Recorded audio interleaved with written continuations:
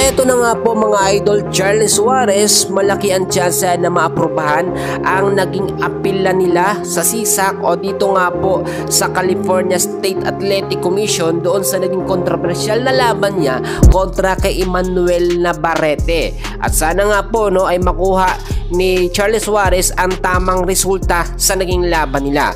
Well kaibigan, kung bago ka lang, please huwag muna kakalimutan na mag-like and subscribe.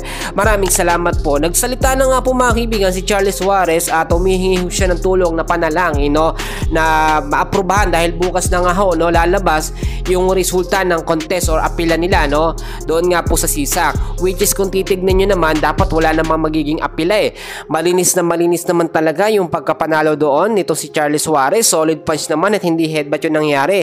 So bakit napunta kay Emmanuel Navarrete yung pagkapanalo na dapat nga po mga kaibigan ang mangyayari dyan tabla o draw muna.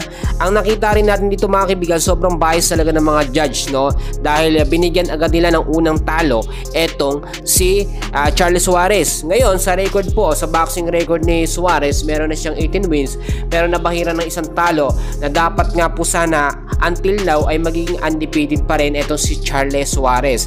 Para sa akin mga kaibigan, sapat na yung mga ebidensya na ibinigay nga po ni Suarez. Alam nyo, tinulungan pa nga si Suarez ng bigatin at bilyonaryo na si Chavit Singson patungkol dito. Kilala natin si Chavit mga kaibigan, tumutulong talaga yan sa mga boksingero na hindi kaya mag-apela ng sila lang na kailangan talagang tulong ng mga bigatin po mga kaibigan.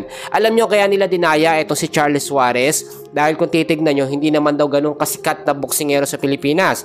Pasikat pa lang ito si Charles Suarez. So yung sinasabi natin na luto at mga bentahang laban, nangyayari yan sa maliliit na mga boksingero. At pinabura naman ng mga judge etong si Emmanuel Navarrete. Pero nagkamali sila ngayon, hindi nila alam na maraming katulong, maraming tumutulong nga po dito kay Suarez, which is para sa akin mga kaibigan, once na mapatunayan ito at naaprubahan yung pag-apila sa laban niya kontra kay Navarrete, for sure yung mga judge pwedeng makasuhan, tapos yung mga referee ay matanggal o kaya naman masuspinde.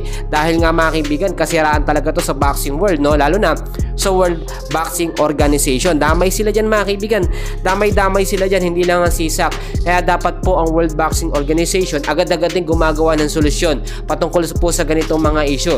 Dahil kapag inilabas talaga ito ng media at sa buong mga boxing community ay lumabas ito, for sure ang kakampihan nila eto nga pong si Emmanuel Navarrete, kahit ang ating kababayan na si Charles Suarez ang panalo.